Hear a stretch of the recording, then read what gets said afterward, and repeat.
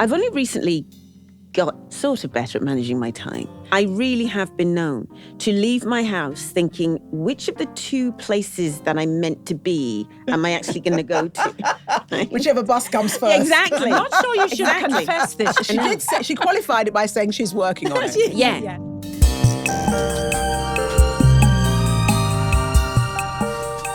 I'm Suzette Llewellyn. I'm Suzanne Packer. We're two actors and, more importantly, two friends who've been through life's ups and downs together over the last 30 years. In this series, we invite some incredible people to our imaginary veranda to tell the stories of their lives. This is Veranda Talk.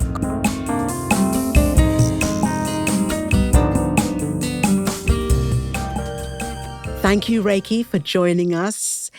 And welcome to Veranda Talk. Thank you for having me. I'm very excited to be here. Hey, Rakie. So I've just got it's full disclosure from the beginning because we do know each other and we have known each other for well over 30 years. Yeah, we have. I think we met at Birmingham Rep, didn't we, when you were doing Once on This Island? Was that where we first met? No. Oh, God, I have to take off my glasses.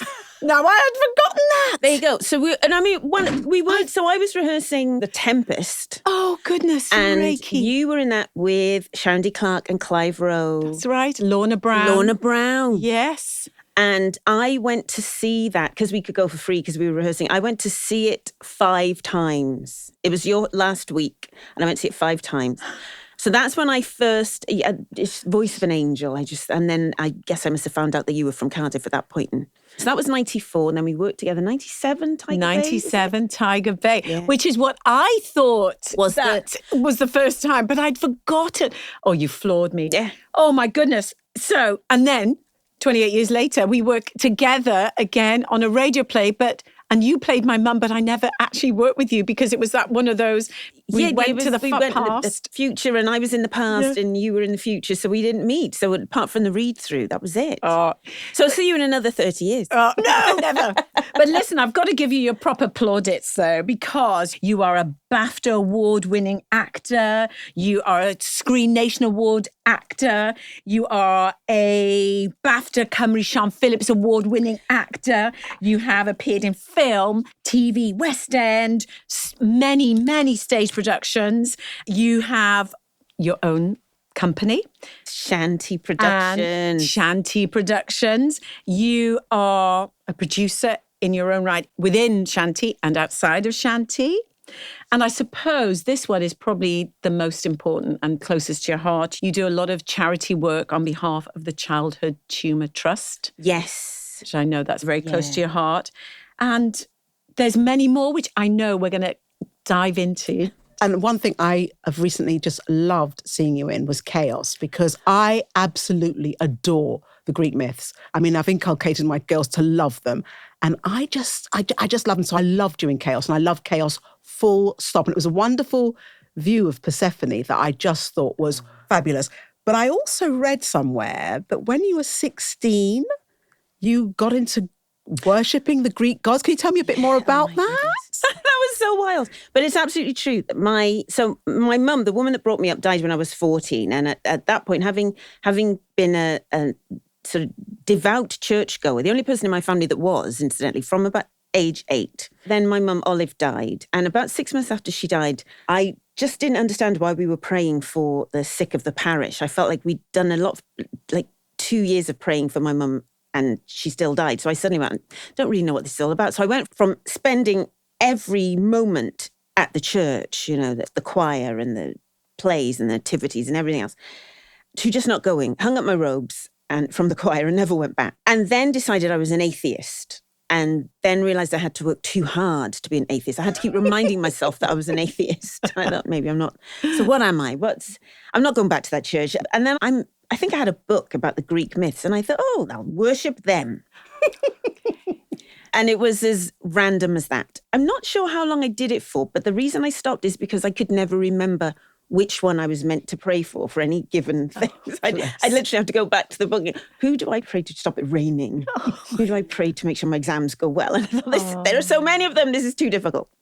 But then after that, I decided I was an existentialist because we were studying The French Lieutenant's Woman, which was an existential novel. And I decided I liked the sound of that. And I sort of eventually came back to, okay, I think I do believe in God, but as far as religion's concerned, I'll just take the bits of all the religions that I like and dump the rest. So that's kind of where I'm at right now. Oh, I totally love that. And then, so having been involved with the Greek myths at 16, I then, when I was about, was I 30, 32 or something, produced a short film called Persephone's Playground. And that was the first thing I'd ever produced. And it was shot on film in black and white. It was ridiculously expensive for a 10-minute short. And that was a story about a little girl having to decide whether she's in a coma. She's trying to decide whether to be with her dad, who had died previously, or sort of come back to be with her mum, who was still alive. So it all happened sort of in her head. And then Persephone came into my life. And I loved the way Charlie Cavell had written her. Beautiful. This idea, I just love that. And how defensive she was about this story, this lie that had been told about her life. She was not miserable. She was this other creature, which I love that. It was great, wasn't it? You know, Charlie just said, I like the idea that Persephone and Hades are in love. That theirs is probably the strongest love story in the series, actually. You know, it's tested and it's firm. And that everything we know about her is fake news. I love that. I better be careful or I'm going to make this whole podcast just about those Greek myths. But I love it. But I do. But I am appreciate obsessed. that. I am obsessed with the Greek. So when I saw that, I thought there was so much cleverness in how they'd done that. Just want to say, and then I promise I won't say more about it, that when we hear that something's cancelled, because there's so much to watch, the people might decide, well, I won't spend 8 hours of my life watching that because there's no more of it. But there's such beautiful work in it. And Charlie's writing is so wonderful. I hope that people, if they're just like, what am I going to watch? Just give it some of your time because Charlie's writing is just great. And their imagination and turn of phrase and just turning things on their head. And it's just worth spending some time with. Oh, God, I was glad for it. I really loved it. I really did. There was just so much to enjoy. You know, listening to you, Rakie, I was thinking, because you are a fantastic actor, always believable. I just wonder, when are you yourself the most yourself? In life or on... In life. In life. Because you really inhabit your characters, which is why they are so incredible. That's a really interesting question. In life, when am I... Yeah, when you feel the most Rakie. Oh, that's funny. I'm the best or the worst kind of neighbour, depending on which way you look at it. And then I'm really myself. Okay. You're going to have to elaborate there. You really are. Okay, I'll give you examples of me when I am most myself. Not too long ago, because I live near a retail park, so people often park on our street or the surrounding streets because they don't have to go to the car park and get involved in the one-way system, blah, blah, blah. So they'll park around. So people will park up and they'll go and get their coffee and their sandwich or their whatever, and they'll come back and they'll eat them and they'll dump the stuff on the pavement and drive off because they don't want to mess up their nice car, right? I saw somebody do that. So I saw them open the passenger seat, put the things, and then close the door. So I'm walking past with my dog, and I go pick up that bag of stuff, and I knock the window. You drop something. Down comes the window. It's not ours. I said, look, I saw you. I live here. Take this home. This is where I live. Different occasion, but the same kind of thing. I said that to someone, and the guy went, I live over there. And I went, wow.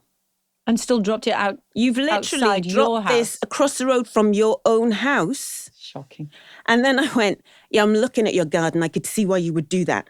But I'm also the person who, if your dog messes outside my house, right, I will pick up the dog mess because it's outside my house. Yeah. And you're the one who has to walk I'm not going to past step it. over that week after week till the rain washes it away. Yeah. But also I have a thing that if I've seen it, it's almost as if I've done it. Yes. I have that. No, you know, like... You have to take me with you on that. Okay, soon. like, say, like the loos. Sometimes, you know when you go in the loo, you have no... I'm with... I have to clean whatever's there. I will clean it before I leave. I don't want anybody to come in and think I've done that. Yeah. If I've seen something on the street now and I've just said, oh, look, there's something else in me saying, well, pick it up. Because if you leave it now, it's like you've done it. Yes. So I that's can the be kind on the of thing. toilet side, but not so much on the street Well, sometimes side. it depends on what it is, but sometimes I have picked things up off the floor to find a bin because I just find it so irritating when people don't accept their responsibility for things. I'm so with you. And that's me at my most me. I mean, I am that, you don't mess with me in the street. Well, from the book. And I'm also the person that will say hello to you in the hope you might say it back, right? But I am the person who went, when I realised that people who were renting didn't seem to understand how the bins worked. And I thought, oh yeah, I guess it's not incumbent upon landlords to tell you how the bin system works in the area that they're renting. It should be. So people would move in and I think, no, it's not black bin day. You put your black bin out, they're not taking it. It's every 2 weeks. It's the recycling and it's the green waste every week and everything else every 2 weeks. You don't know that. And also you don't understand. You got all that stuff in the green bin, they're not going to take it. And it just started to drive. So I knocked your door. Hi, welcome to the area. I don't know if the bins, the black bin. So next Monday's a black bin, then every 2 weeks. But also, hun, you got polystyrene in your green bin. They really won't take it. And what they will do is they'll give you like 2, maybe 3 weeks with a little tag notice. And then they remove those bins and they just leave you with the black bin. Then your landlord doesn't know why there's only a black bin. Oh, really? Yeah. So honestly, they'll look in it and then they won't take it. Trust me, they won't take it. Oh, thanks very much. So I'm like, why don't people know this? I then go, when I'm going about my business, I go into all the local estate agents. I just pop in. This was during the winter, so I'm a woman. I'm buttoned up to here. I've got hat on, scarf on, probably got the dog on a lead. I'm standing in the doorway of your estate agent. Hi, do you rent any of the houses in the area? You go in. She Honest goes to in. goodness. Wow. Seriously? Yeah. Oh, and they're looking at me like, why? This woman clearly doesn't want to buy a house. Why is she standing, I'm like, oh, did you know this happens? And did you know that they remove 2 of the bins then? That you get sort of put down on a list as misuse of bins. They take so then the landlord doesn't know where they've been because they've gone. There's just one and no one knows. It hasn't been stolen. The council have come around and removed they it. note it. But also, you fill up your bin so much more. Yes. That's true. And when it's too full, they don't take it because Exactly. if the lid's coming off like this, the dustbin men will not take it. Yeah. The bin people won't But take it sounds like you're not easily intimidated. No. Which leads me on to a question, because you have worked with so many, I would say, superstar famous people. The list: John Hurt, Penelope Cruz, obviously Jeff Goldblum. Yes. Has Jonathan Pryce. Do you ever get starstruck, or have you ever been starstruck when you've worked? Yeah, I have. And I not recently. I mean, I like being the company of people who are at the top of their game. I really like that. Because you just learn from people who are having a good time doing what they do, right? And you kind of breathe in their energy if it's positive. I think certainly when I was younger, I mean, absolutely, I've always been able to do my job. But, and I did Great Moments in Aviation. It was sort of 1992 when we shot that. And Jonathan Pryce has been a friend ever since. But I remember my dressing room was between his and John Hurt's. And I would just stand in the corridor just looking at the names on the doors. It's John Hurt, there's me. It's me. That would just blew my mind, and Vanessa Redgrave as well. And I just couldn't quite believe that was happening. But now, working with someone like Jeff is extraordinary, Jeff Goldblum, because he is always the version of himself that you see in interviews and stuff. You never see a different version. I don't know if Emily, his wife, sees a different version. I'm sure she does. But so I think I knew I was slightly starstruck when he likes to play games before a take. And so he'd say, well, let's play this game. You say a movie, and then I say someone that was in the movie, and then you say a movie that they were in, and we go back and forth. Okay. Is that like just to relax everybody before a take? Or possibly. It's fun. I think he needs to do it and enjoys doing it. And I quite enjoy doing it. I don't know what happens if you don't like that kind of thing. That's what I was going to say. If it's not sort of your thing, you can be very unnerved. Exactly. So I just kind of play the game, and we go back and forth. Robert De Niro, Taxi Driver, Jodie Foster, and so it goes on, Yeah. and then it would always come back to Jeff going, "Oh, me." Oh, baby. Oh, I think I know why he likes to play that game. So then I'm going to go, "Oh, Jeff, so is this just so we can run your whole CV? Is that why we're doing this?" And then, but it kind of made me laugh. But then I realized, okay, so that's something Jeff likes to do. And they're trying to quiet the set, and Jeff is still playing this game. So I would sort of just turn my back to him so everyone could see that, I wasn't the person doing the talking. Yes. You want to get told off. I might just sort of throw him an answer over my shoulder, but basically I'm not the one. And sure enough, I think there was one point when Georgie Banks Davis, one of our directors, from sort of inside a room, shouted, "Shut up!" And Jeff was the only person talking. Oh my God. I've got nervous myself. I wasn't even there. And then another time he's like, he's great. He's got this massive speech to do in, I think it was episode 8. And he's, we're all sat around that big dinner table and they're setting up and he's sort of whittering away under his breath. I'm thinking, what is that? That's not the scene. That is. And I went, "That's Death of a Salesman."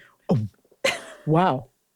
In the scene. He's just before he's just going to do a before. massive speech. Yeah. He's just doing a whole scene and all the lines from some other play. To relax. Like, wow, that's amazing. And then Janet's at the other end of the table. She says something like, "Oh yeah, yesterday we had, To Kill a Mockingbird" or something.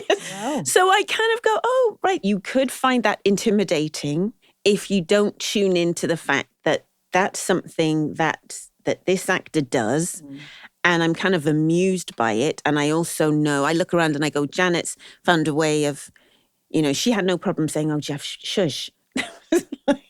I probably shouldn't be saying any of this, but I thought it was hilarious because it was beautiful. Yeah. And it was like family. Good, and yes. Everyone was kind of, and you thought, yeah, this is how families are. Yeah. And so I could be, I've gone back to chaos, haven't I could be very Persephone-like about it and go, this is kind of weird and wonderful. And I love the fact that this is the world I'm in. Yeah. Did that even answer your question? No, but what's interesting? We talked about working with because it's Rakie, people. And Rakie is a confident person.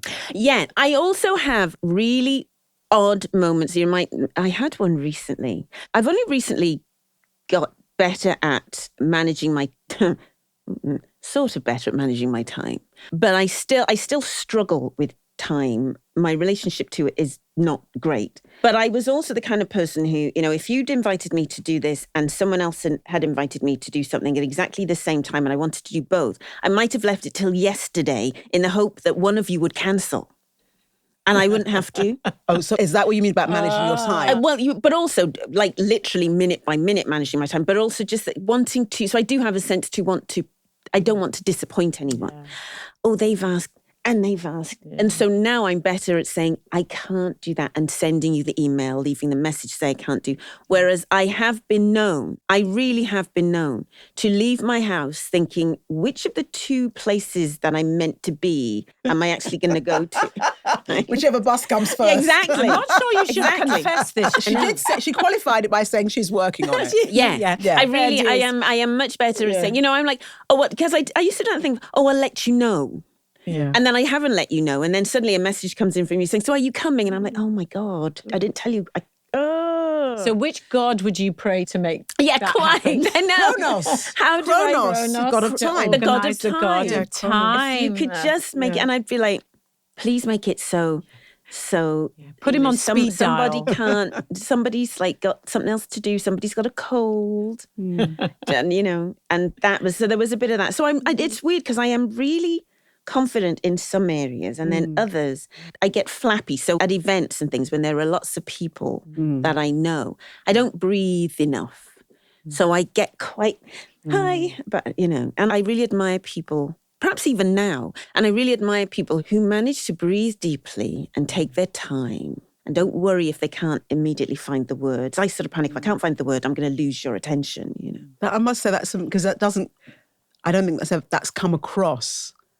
But obviously that is what you have, because it feels to me like you've stood on a base, some sort of solid base, whether it was, and I wonder if it was your innate understanding of your ability or something that you had that you felt you had that you could stand on? Oh, from when I was really young, I knew that I wanted to act from 8 years old. I saw Barbara Streisand in Hello, Dolly on television and just, I want to do that. And then somewhere around there, 8, 9, 10, whatever I was, primary school, I went to Mrs. Hall's tap dancing class at the Church of the Resurrection. And the first show we did in a pensioner's home, what are we calling those now? I think it's an elder's care home. An elder's care home. Yeah. Thank you. Yeah.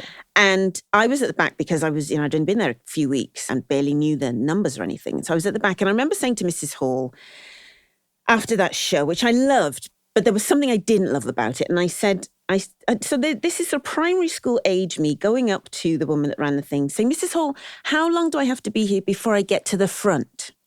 Wow. Now that's some confidence. Yeah. And Mrs. Hall said, it depends how good you are at tap dancing. And I never went back because I decided I would never be good enough to be at the front. I never went back. Isn't that interesting?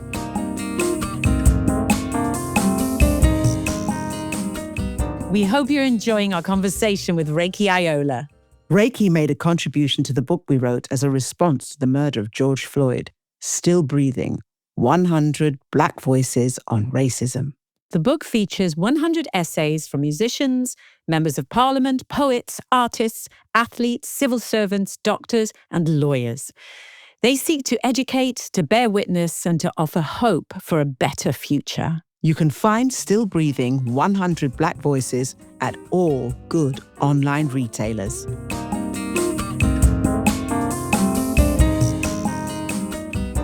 I know you as a very determined person in the loveliest sense. And I think it says a lot about how you can say, I'll go from acting to setting up a production company and producing, because that takes a lot of determination. So what was the journey from that? It feels like people appear now with a script under one arm and like their poetry book under another, and they're recording music next week. And I just think, how on earth is this happening? You're amazing.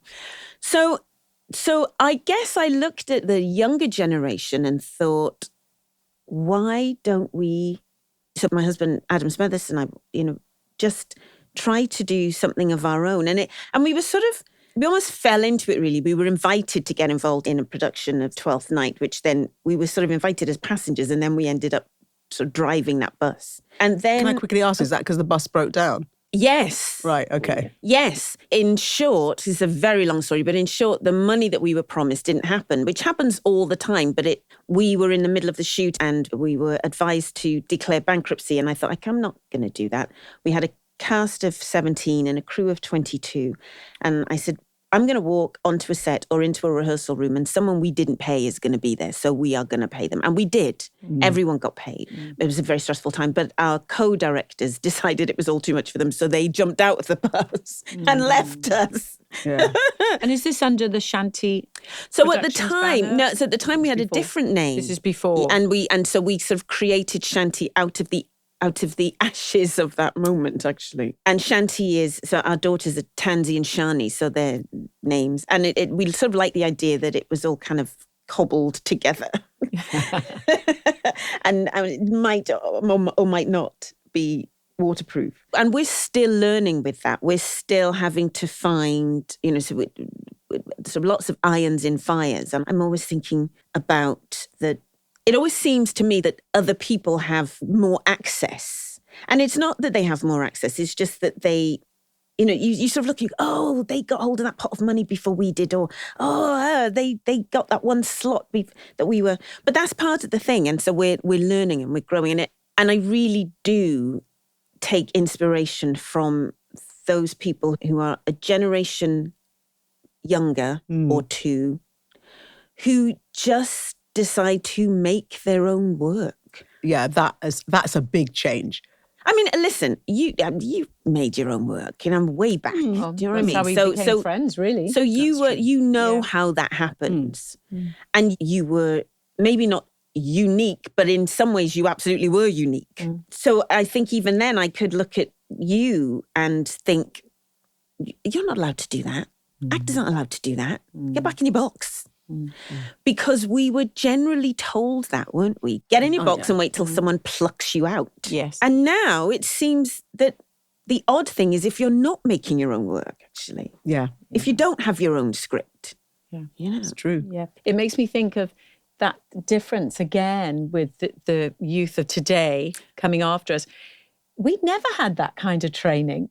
I always used to, back in the day, you'd be in rep, you'd stand in front of an audience, take your applause, you'd leave out through the stage door and you walk past the same people who had just been applauding you, they wouldn't pay you any mind. Yeah. So we never had that sense. Whereas I think now where people are doing their own little things on their TikTok or whatever it is, there's that level of training, how to ground, how to present. Whereas I feel we're catching up. Yeah, absolutely. And we had to get beyond, I think, the work's all that matters. Of course the work matters, otherwise why are you doing it?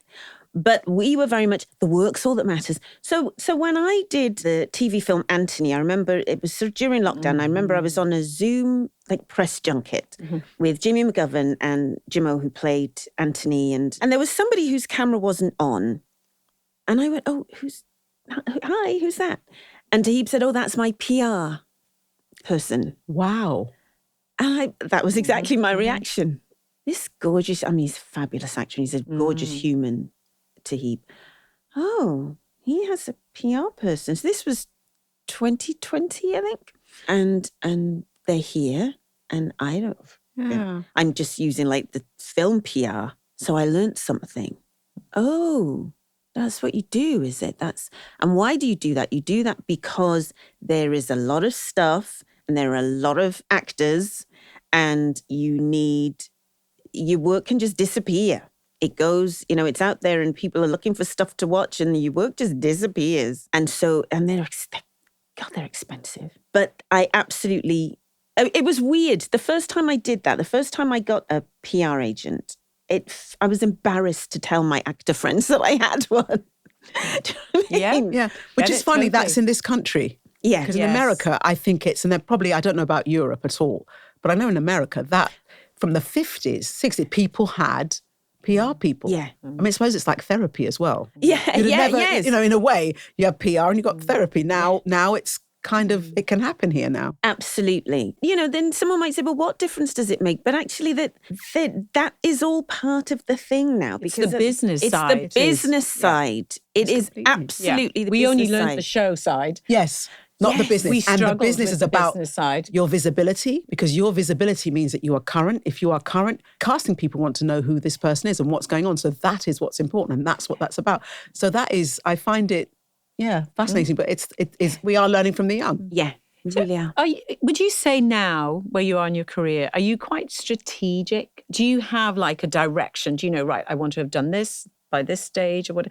Or are you still in that mindset, well, let's see what comes? Because obviously you're a producer as well, so you can make things happen a bit more. Yeah. Somewhere in between. Also, you're a BAFTA winner how many times now? Surely has that not made any difference? I have 3 of those things, and I think it makes me really confusing, and it confuses me. So am I strategic? I can sit and say, I want to do that kind of thing. But usually it's big. I don't tend to watch things and think, I wish I was in that. But I do think, I've done a lot of that and I haven't done much of that. And so I can, we can be beavering away, Adam and I, to try to make that kind of thing happen. But who knows if it will and who knows how long it'll take. So in the here and now, the strategy comes from being able to say no thank you rather than being able to say yes please. So it's in the negative in a way that the strategy comes. But the negative is actually boundaries, because the negative is actually positive. Yes. Because it means that, no, that's not where I want to go. Yes. I'm not going down that road because this is where, Absolutely. And I'm constantly trying to put myself in other people's shoes to make sense of what they're doing, what they're saying. And so I've decided, and, I think my agent tries to convince me this isn't the case, but I've decided that having 3 BAFTAs is confusing. if you're me. Because I'll start by saying, if we did it for awards, we wouldn't do it. So it's not that. But if you have them, right, you think about people you know who have 3 of those things. You think about people you know that have 1, but you have 3. That same person gets asked to do 5 more minutes of acting in someone's office to prove they can do a scene in something. Do you understand how that messes with a person's head? I hadn't thought of that, actually. Yeah, we 'cause don't it's see about that, yeah. proving. So So you think Yeah. there's more having to Yeah. prove yourself? because you That's go, really now I understand that there are a zillion directors who don't know my work. That's fine. So what I'll hear is, oh, the casting director thinks you're great, but the director doesn't know you. He'd just love you to. I'm like, yeah, okay. I'm not above auditioning at all. But that's like a scene. It's literally a scene. It's a scene. And you want me to go and do 5 more minutes of acting, because that's actually what it is, right? Yeah. This audition. You break it down. There's a show reel. You can watch whatever you want. Yeah. You want me to go do it. You want me to prove. Do you think it's a power thing? Yeah, Is it so that when you get on that set, they are saying, remember, even with your 3 BAFTAs, I'm still the director. I absolutely do. I That's absolutely interesting. do. And it's sort of, and I go through phases. I went through one recently where I was like, I had, will you come in and read? And it wasn't a scene, it was to be in this series. And I've worked for the producers and I've worked for the director. And the casting director has cast me twice. But could you just come in? And I went, who do I need to prove anything to? I don't feel like I'm going to get this job. I feel like if those 3 elements can't convince the other person that I could do this job, I don't think this is going to work. I think they've insisted that this person see me, whoever this person is, whichever one of the producers this is, because there's now, there's like 20 producers on everything, it seems. Yeah, that's so many executive producers. Yeah. Like ads back in the day. Do you remember? Yeah. You go for an advert, it's like at least 10 people sitting there. And what I was told was they're not seeing anyone else. They'd just like you to go in and just read, put something on tape. All right, so I'm in a race of 1 that I might not win. Do you understand how that's messing with my head? Can nobody understand what that's like? Yeah. That's not the win, it sounds like. That was 4 weeks ago. Yeah. Still haven't. That heard is about that job. fascinating. But I Maybe think I'm you're right. hitting a sensitive nerve here, but do you think another actor of a different hue would have the same approach with those 3 BAFTAs? And I do say that quite pointedly, really, because I do wonder, I've often thought, very close friends of ours, came off 2-3 series back in the late 80s and didn't get a series that she headed. Whereas you see other actors, and let's say it like it is, white actors who come off maybe a successful soap and are suddenly presented, they're leading shows. Shows are written for them to lead. Yeah. I think that if you're somebody else, people might not know your work, but they will decide that you got these awards, therefore somebody knew something. Exactly. And more than one person knew something. So it's like, well, yeah, come on, you're good. But it's like, I don't know if I trust. I'm going to be completely honest with you now, right? Because I feel like one of the things that stood me in good stead, I feel all these years, is there are yes, I have skeletons. We all have skeletons in a cupboard, but a lot of the stuff is out there because I think it's useful for people to go, okay.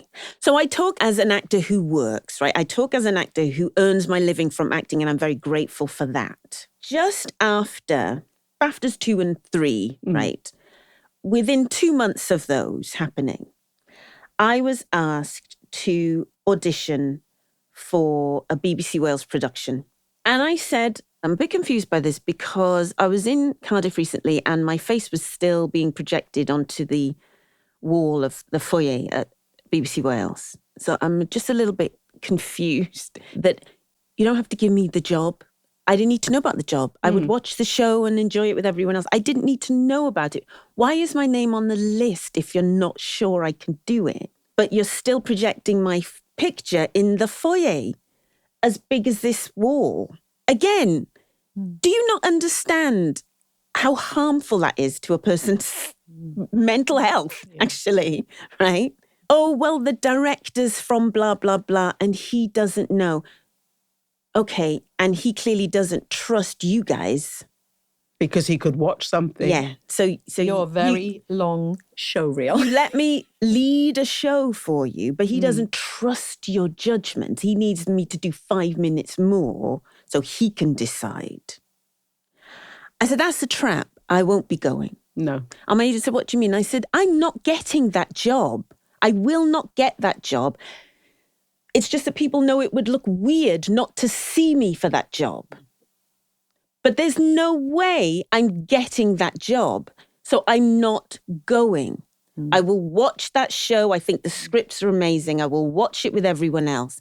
But no, that's just about, well, we saw her, but she wasn't quite what he was after. No, don't do that to me. And I said that to the commissioner of BBC Wales. I said, Nick, please don't. And he said, I don't know what happened in every room. I said, I'm willing to believe this wasn't you, but this doesn't make you look great, actually, because this suggests that you as an organisation are not trusted by this director from somewhere else. I also think it's something you've said a couple of times, actually, Rakie, that it does mess with your head, because at the end of the day, it doesn't matter how many awards you might get, but we still have levels of confidence we have to play around with.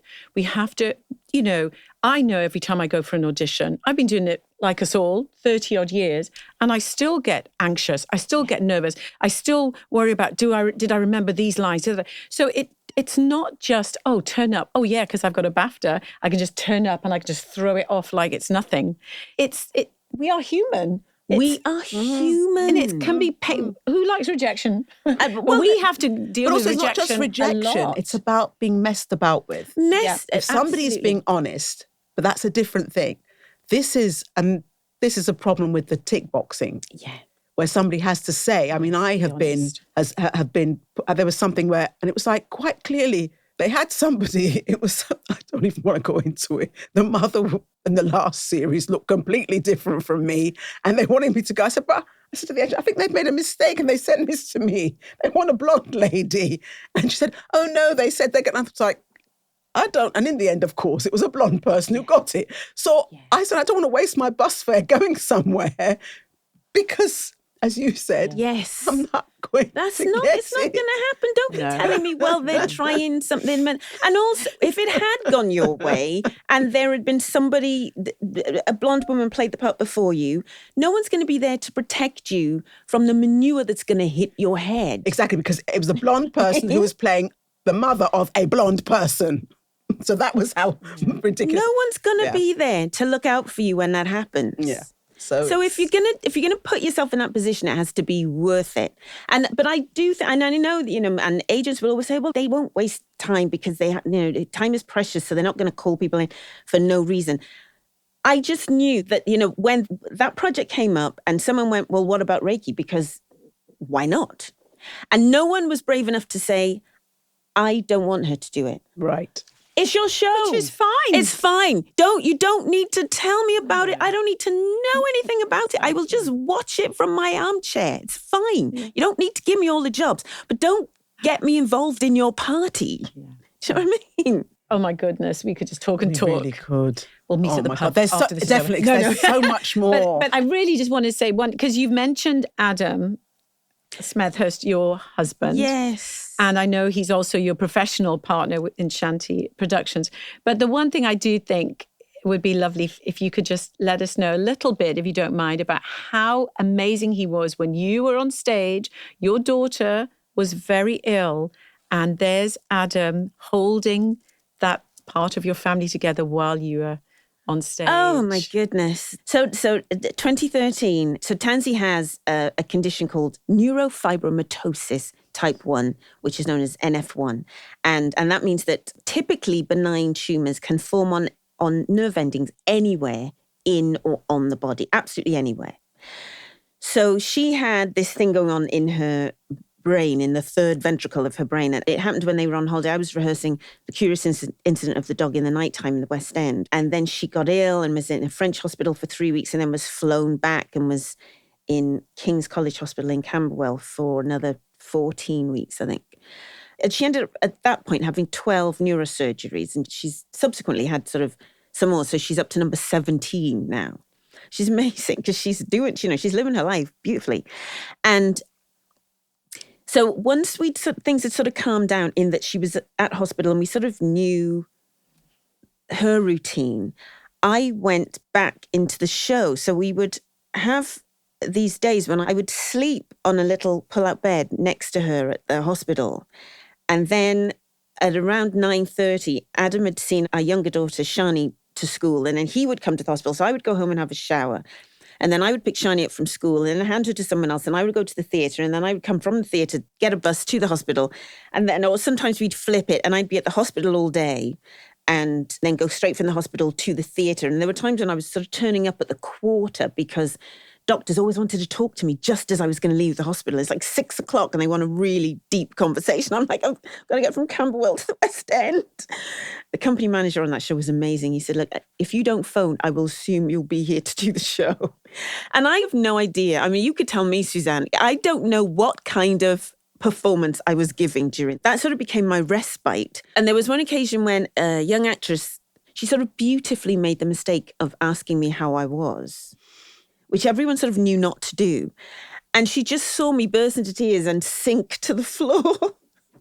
I just remember her just trying to pick me up off the floor. I was just this soggy mess. And it was amazing. And Az was brilliant through that because we had this extraordinary routine and a team of people that really supported us. And I'm so aware that, including that, like the charity, the Childhood Humour Trust supported us and our family members supported us. And I was so aware of the people who were on their own, who were juggling 2 or 3 children, and their child would spend all day on their own because there was a parent who was torn between looking after the kids and going to work and come. So we would sort of buy balloons for kids who were spending all day by themselves and stuff. And I just thought, wow, for all that we're going through, we're so fortunate because we had a village around us. Yeah, that was an amazing time. And we talked about it a lot, Adam and I. And we kept checking in that we didn't end up having very different experiences of the same event so that when the event's over, your relationship is way off. We needed to make sure we kept coming back together. Amazing. It was so admirable. And I do mention Adam particularly because I remember when we came up for the weekend and we checked in with Adam and I remember him saying, yes, because you stayed with us the night, take her, let her relax. And it was so beautiful. We've got to end with our veranda talk. We really do. Because I wanted to talk about Hedgehog, the film, but we've got to get to which we can just. We've got to get to our last questions about the veranda. We're on a veranda now because it's called veranda. It's not hard. Relax. It's called Veranda Talk, and you've just been on our veranda, and we haven't described our veranda, but we want to know what your veranda looks like. Your veranda, where you are at your whatever your veranda is. So we wanted to know what it's like, what it looks like, what seating you have. Do you have a drink? Do you not? Is it by the sand? Is it in a field? Are there trees? Whatever. What are there? So we just want you to just tell us about your veranda. Lovely. My veranda is, where are we? Yeah, we're near the sea. We are near the sea. We're overlooking the sea. And it's warm, but it's not too hot. And there are lots of plants. There are lots of plants on this veranda. And there's a swing chair, a padded swing chair. And there are show tunes. There are show tunes. There's lots of fizzy water. I'm a squash girl. I really like elderflower cordial. Perfect. In fizzy water with ice. And there's lots of like unhealthy food.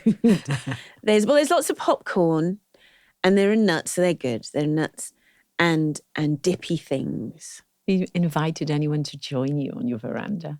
I think Adam and the girls are there Yeah, Ads and the girls are there. And it's, although we're near the sea, to my left and right, I can see hills. So it's a cove, but there are hills, quite high ones. And there are trees, so I can see greenery, but I can also see the sea. And the sea's there are lots of lovely little waves. Yeah. Yeah, I love Beautiful. that. Sound like Beautiful. a valley girl. I like that. Well, Ms. Beautiful, gorgeous. Rakie Ayola, thank you so much for joining us here. It's been an absolute pleasure. Thank you. really Thank has. you. What a Thank joy. you.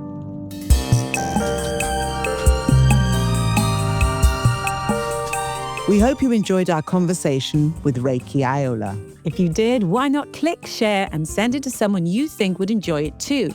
Or they're able to find us on Apple Podcasts and Spotify. I'm Suzette Llewellyn. And I'm Suzanne Packer. Verandah Talk is a Bengo Media production.